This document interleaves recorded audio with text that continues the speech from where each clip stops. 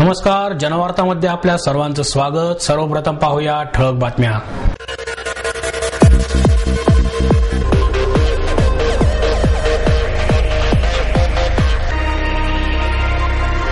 पुणे शहरात आयोजित करण्यात आलेल्या सामुदायिक विवाह सोहळ्यात 8 वधूवर जोडपी विवाहबद्ध। चिदानंद प्रतिष्ठानच्या वतीने दत्त जयंती निमित्त बाबा महाराज सातारकर यांच्या ज्ञानेश्वर माऊली यांच्यावरील कीर्तनाने रसिक झाले मंत्रमुग्ध। आणि शाळा हे विद्यार्थ्यांसाठी धार्मिक स्थळ असून शाळेबद्दलची आवड निर्माण करण्याचे प्रयत्न लोकप्रतिनिधी आणि प्रशासनाने करावे, युवा सेनेचे अध्यक्ष आदित्य ठाकरे यांचं मत।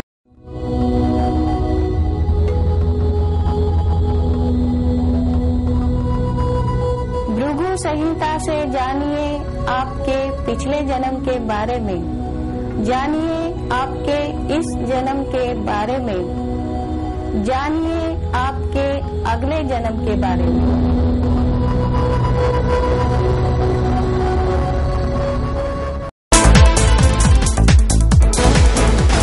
पुणे शहरात आयोजित करण्यात आलेल्या सामुदायिक विवाह सोहळ्यात 8 वधूवर जोडपी विवाहबद्ध झाली। वाघजाई माता मित्रमंडळ ट्रस्ट आणि क्रांतिज्योती सावित्रीबाई फुले सामाजिक सेवा संस्था यांच्या संयुक्त विद्यमाने सदाशिव पेठेतील कलाप्रसाद मंगल कार्यालय या ठिकाणी या सामुदायिक विवाह सोहळ्याचे आयोजन करण्यात आले। ज्येष्ठ ज्योतिष तज्ञ आदिनाथ साळवी, श्री महिला गृह उद्योग लिज्जत पापडचे सुरेश कोते, जनवार्ताचे संपादक सागर शिंदे, नगरसेवक विजय मारटकर, अरुण डिमदिमे, मनीषा घाटे, धीरज घाटे, काँग्रेस शहर उपाध्यक्षा सुमनताई बाबर, पप्पू शेठ मोरे, हनुमंत साठे, गजानन पंडित, मिलिंद गोसावी, श्रीकांत मेमाणे आदी मान्यवर यावेळी उपस्थित होते। या विवाह सोहळ्याचे आयोजन अनंत घरात, किशोर कांबळे, सुनील गायकवाड यांनी केले। या सोहळ्यात 2 जोडपी बौद्ध पद्धतीने विवाहबद्ध झाली, तर उर्वरित 6 जोडपी वैदिक पद्धतीने लग्नबंधनात बद्ध झाली। हा जो सामुदायिक विवाह सोहळा आयोजित केलेला आहे तो अत्यंत स्तुत्य उपक्रम आहे। बरेच वेळेला असं पाहायला मिळतं की निवडणुका डोळ्यासमोर आल्यानंतर लोक अनेक कार्यक्रम आयोजित करत असतात, परंतु अनंत घर, किशोर कांबळे हे गेली 2 वर्ष नित्य हा सामुदायिक विवाह सोहळा आयोजित करून सामाजिक बांधिलकीची जाणीव जागृत ठेवतात। भगवान कृष्णाने गीतेमध्ये सांगितलेलं आहे की तू तुझं कर्म करत राहा, कोणत्याही फळाची अपेक्षा ठेवू नको।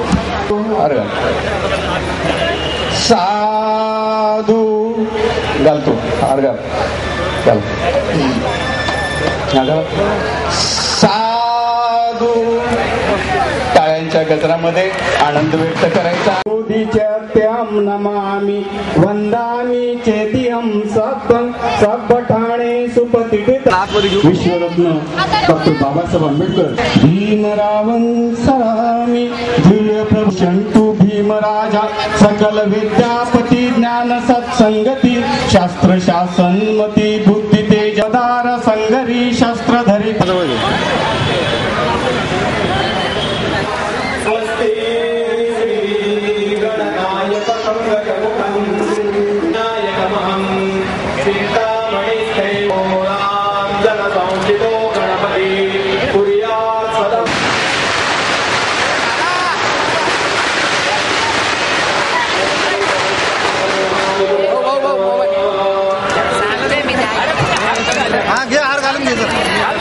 अरे गार आता बघू नका तू घालून घेत 2 मिनिटं थांब जरा थांब। नादब्रह्म पथकाच्या वतीने पहिला नादब्रह्म पुरस्कार शिवशाहीर बाबासाहेब पुरंदरे यांच्या हस्ते उद्योजक विनायक बापट आणि जवाहर शेठ चोरगे यांना प्रदान करण्यात आला। यावेळी अतुल बेहरे, उदय जोशी, सुरेश गायकवाड, अमित गायकवाड, नाईक आदी उपस्थित होते। रोख 11,000 रुपये, स्मृतिचिन्ह असे या पुरस्काराचे स्वरूप होते। यावेळी बोलताना बाबासाहेब म्हणाले, श्री गणेशाच्या चरणी निर्मळ श्रद्धेने, निर्व्यसनी आणि मांगल्य जपत ढोल ताशा पथकाचे कार्यकर्ते जी सेवा अर्पण करतात त्याला जगात तोड नाही. मनात आणले तर आपण वाटेल ते करू शकतो हे वचन श्री छत्रपती शिवाजी महाराजांनी सांगितले होते. त्याचप्रमाणे पुढच्या वर्षी नाथ ब्रह्मने श्री गणेश मिरवणुकीत अश्वपथकावरून ढोल ताशा पथकाची प्रात्यक्षिके करण्याचा प्रयत्न करून आपले वेगळेपण जपावे. त्यामुळे हा नक्कीच एक दिमागदार सोहळा ठरू शकेल अशी सूचना देखील बाबासाहेबांनी पथकातील कार्यकर्त्यांना केली. घोड्यावरनं वाजत दिलेला बँड आपण पाहतो. मिरवणुकीमध्ये बँड असतो, त्यावेळेला पोलीस बँड असतो, त्यावेळेला मिलिटरी बँड असतो, त्यावेळेला खाजगीरित्याही पण बँड काही कार्यक्रमांना वाजवलेलं आपण ऐकतो, पाहतो. छान, खूप आनंद होतो आपल्याला. घोड्यावरनं तो काय, तो घोडे चाललेले आहेत, घोडे दिमाखात चालले, घोड्यावर बसलेले तरुण ते जातीकडून बेऊल वाजवत आहे आणि तोही अगदी नादब्रह्म एका सुरात एका तालात अशी ते वाद्य वाजताय. म्हणजे ढोल आहे, झांजाई आहे, म्हणजे दोन्ही हात गुंतलेले आहेत आणि तरी घोडा चालवायचा आहे. तो घोडाही व्यवस्थित चालवायचा आहे. आणि असं किती तर जवळजवळ 50, 60 घोड्यांचं पथक मी पाहिलं. आपण त्याने करू शकतो. आपण नादब्रह्म आणि तत्सम नावं वेगवेगळे असतील, परंतु ढोलांचा हा कार्यक्रम आपण करून दाखवला, यशस्वी केला. आपण सर्व पथकांनी तो केलेला. हे जर आपल्याला करता येतं हे सिद्ध झालं, तो घोड्यावरचं सुद्धा हे पथक आपल्याला सिद्ध करता येईल. चिदानंद प्रतिष्ठानच्या वतीने आयोजित दत्त जयंती निमित्त बाबा महाराज सातारकर यांच्या कीर्तनाने रसिक मंत्रमुग्ध झाले. वारजे येथील चिदानंद प्रतिष्ठानचे संस्थापक अध्यक्ष चंद्रकांत चौधरी यांच्या पुढाकाराने दत्त जयंती निमित्त बाबा महाराज सातारकर यांच्या कीर्तनाचे आयोजन करण्यात आले. ज्ञानेश्वरी वाचनाने आत्मशुद्धी होते. मीपणा सोडा. ऋषींना संतांना कधी अहंकार नव्हता. माणसांच्या जीवनातील ज्ञानाच्या ज्योतीवर अहंकाराची काजळी जमा झाली तर सर्व जीवन अंधारमय दिसू लागते. कीर्तनकार फक्त कीर्तनच करत नाही तर ते तुमच्यातील असलेल्या देवत्वाला धक्का देण्याचे काम करतात. कीर्तनाने, भजनाने, भक्तीने परमार्थ घडतो, तसेच संतांच्या वचनात देव घडतो. असे एक ना अनेक कानमंत्र बाबा महाराज सातारकर यांनी उपस्थित भक्तगणांना दिला.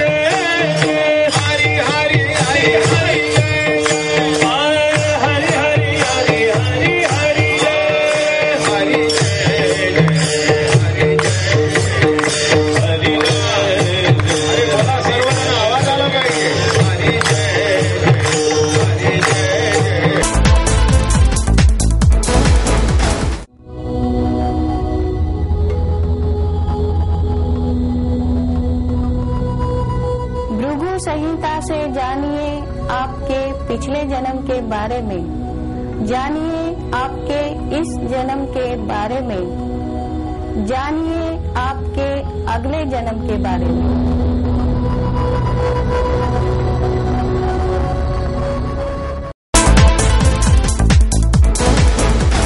शाळा हे विद्यार्थ्यांसाठी धार्मिक स्थळ असून शाळेबद्दलची आवड निर्माण करायचे प्रयत्न लोकप्रतिनिधी आणि प्रशासनाने करावे असे मत युवासेनेचे अध्यक्ष आदित्य ठाकरे यांनी व्यक्त केले।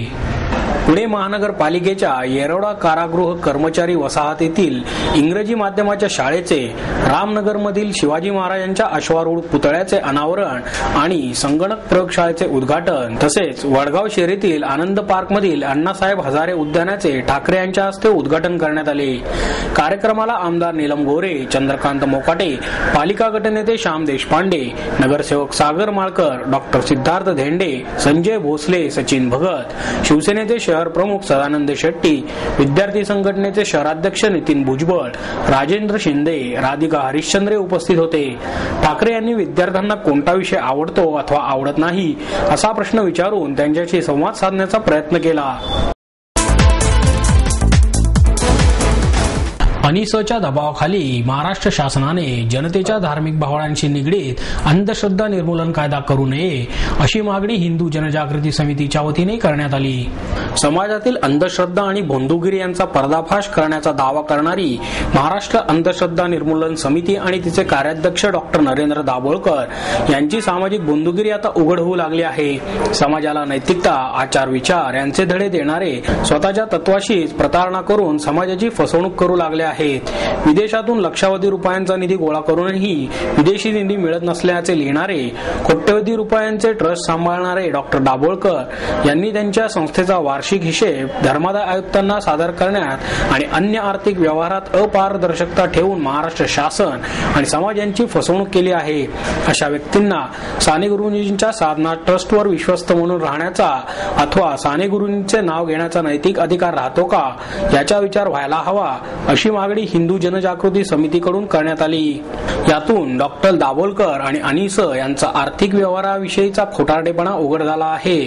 आचार विचार यात सुसंगती आणि विज्ञान, निर्भयता, नीती असे बिरुद सांगणारी अनिस कशी विसंगती आणि अनितीने व्यवहार करत आहे हेच यातून स्पष्ट होते असेही यावेळी सांगण्यात आले। अनिसचा नक्षलवाद्यांशी असलेल्या संबंधांविषयी चौकशी करण्याचे आदेश महाराष्ट्रातील पोलिसांना देण्यात आल्याचे वृत्त काही वर्तमानपत्रातून प्रसिद्ध झाले आहे।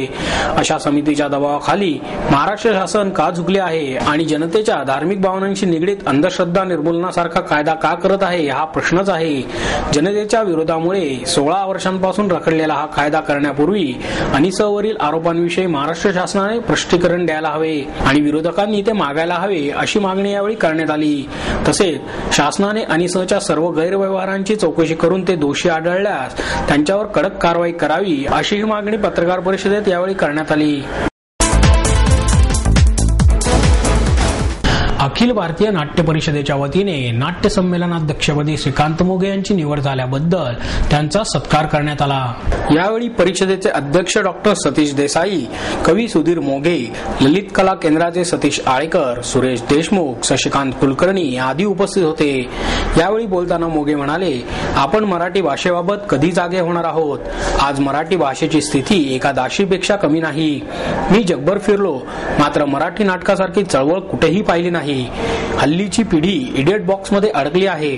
नाटके पाहणे किंवा त्यात काम करणे याकडे त्यांनी पाठच फिरवली आहे. इंग्रजी माध्यमातील मुलांना धड मराठी येत नाही आणि धड इंग्रजीही येत नाही. एखादा विषय आपल्या मातृभाषेतून शिकला तरच तो चांगला कळतो आणि समजतो. मराठी मुलांसाठी मराठी भाषेतील योग्य उच्चार, शुद्ध लेखन याचे प्रशिक्षण देण्याचा मानसही त्यांनी व्यक्त केला. शंदा नवरे म्हणाले, सहजतेतही सहजता हा गुणविशेष असणाऱ्या आणि आयुष्यभर नाटकात सचेल भिजलेल्या श्रीकांत मोघे यांची नाट्य संमेलनाध्यक्षपदी निवड झाली. हा खऱ्या अर्थाने त्या पदाचाच गौरव आहे. माणसांना जोडून ठेवणारा हा कलावंत आहे. ज्यांचा शब्द, गायन, नृत्य आणि शब्द संवादाच्या प्रेमात पडावं अशा मोघे यांनी मराठी भाषेची जणू सेवाच केली आहे. भावी पिढीला देखील त्यांनी ही कला शिकवावी अशी अपेक्षा ज्येष्ठ साहित्यिक शंदा नवरे यांनी व्यक्त केली. हल्लीच्या पिढीला मराठी भाषेची जाण नाही, उच्चार व्यवस्थित केले जात नाहीत, तेव्हा त्यांना मोघे यांनी उचित प्रशिक्षण द्यावे अशी सूचना देखील त्यांनी यावेळी केली.